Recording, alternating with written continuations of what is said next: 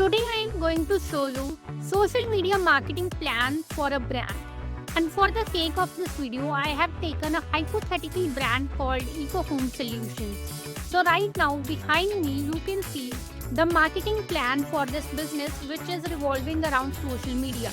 So the number one thing that we do in any marketing brand is to define our objective. What is the purpose of particular marketing plan for this particular time and this particular target audience? So you define your target audience, then you define your goals and objective. For example, if you are doing social media marketing, do you want more engagement, more reach, or more impressions?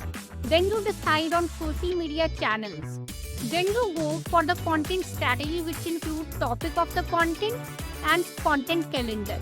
After that is engagement strategy, how you will engage audience on that particular social media platform.